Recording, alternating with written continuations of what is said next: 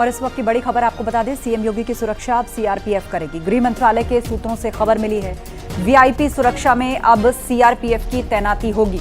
VIP को अब NSG की जगह सीआरपीएफ की सुरक्षा मिलेगी और Z+ कैटेगरी की सुरक्षा में सीआरपीएफ की तैनाती होगी। तो गृह मंत्रालय के सूत्रों के हवाले से यह खबर सामने आई है। मुख्यमंत्री योगी आदित्यनाथ की सुरक्षा में अब सीआरपीएफ होगी, वीआईपी की सुरक्षा में अब सीआरपीएफ की तैनाती होगी और ये सब कुछ Z+ कैटेगरी सुरक्षा के लिए किया गया है, जहां पर सीआरपीएफ की तैनाती होगी। तो Z+ श्रेणी की सुरक्षा में अब बदलाव किया गया है और वो वीआईपीज जिनको Z+ कैटेगरी मिली हुई थी, उन्हें अब एनएसजी की जगह पर सीआरपीएफ की सुरक्षा मुहैया करवाई जाएगी और इसी लिहाज से मुख्यमंत्री योगी आदित्यनाथ की सुरक्षा में भी अब सीआरपीएफ जवान होंगे। शंकर आनंद से इस पर अपडेट लेते हैं। शंकर, इस बदलाव की वजह?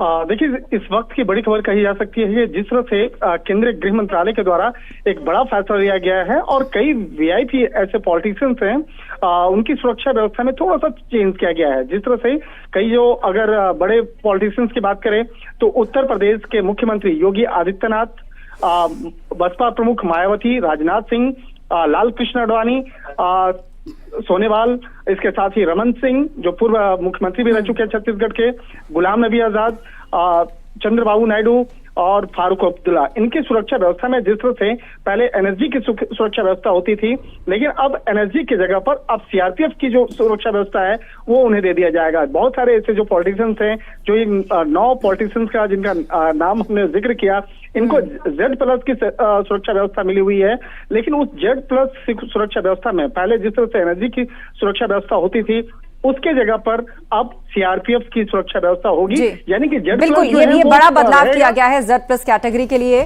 धन्यवाद शंकर इस तमाम अपडेट के लिए। और कांग्रेस के अध्यक्ष मल्लिकार्जुन खड़गे के बेटे से जुड़े जमीन विवाद को लेकर बीजेपी ने खड़गे पर निशाना साध दिया है।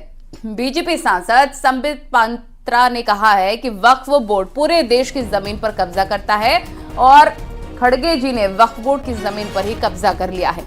कांग्रेस पार्टी अब पूरी तरीके से जमीन कब्जा करने वाली पार्टी बन चुकी है, तो संबित पात्रा की तरफ से कहा गया है। और यहाँ मल्लिकार्जुन खड़गे जी की भी कल पकड़ी गई चोरी। वो वक्फ बोर्ड पूरे हिंदुस्तान में जमीन हड़पता है और मल्लिकार्जुन खड़गे ने उनकी जमीन हड़प ली है। आप सोचिए जरा, वो पूरे हिंदुस्तान में कोई जमीन हड़प रहा है और यहां मल्लिकार्जुन खड़गे जी ने उन्हीं की जमीन हड़प ली है। और उसकी पेशकश करने के लिए और उसका सबूत रखने के लिए जो उसके अधीक्षक हैं, जो उसके पूरे काम को देखते हैं, उनको कल बुलाया गया था। योगी सरकार के मंत्री दिनेश प्रताप सिंह ने प्रियंका गांधी के वायनाड से चुनाव लड़ने पर ट्वीट के जरिए निशाना साधा। उन्होंने लिखा कि अंततः लड़की लड़ नहीं पाई और भाग ही गई, वहां जहां लड़ना ना पड़े, बूढ़ी जो हो गई। वायनाड से चुनाव लड़ने पर प्रभारी के रूप में उनका चयन हुआ था, तो उन्होंने कहा था मैं लड़की हूं, लड़ सकती हूं। तो अगर लड़ सकती होती तो उत्तर प्रदेश में क्यों नहीं लड़ रही हैं? बहुत सारी सीटें यहां पर थी उनके लड़ने लायक, लड़ लेना चाहिए था, क्यों भाग गई वहां से? और मैंने जो वर्ड कहा है, मैं समझता हूं वो प्रियंका गांधी ने अपने सार्वजनिक भाषण में जो चीजें कही हैं वही मैंने कही हैं। मैंने कोई व्यक्तिगत विषय नहीं कहा। मैं राजनीतिक व्यक्ति हूं, भारत का नागरिक हूं, मुझे अधिकार है जानने का कि आखिर इन लोगों की मोहब्बत की दुकान दिल्ली में क्यों नहीं चलती है। और मैं जानता हूं ये रायबरेली से चुनाव लड़े हैं, राहुल गांधी जी रायबरेली से चुनाव जीत के गए हैं, लेकिन ये सत्य है कि राहुल गांधी परजीवी हैं।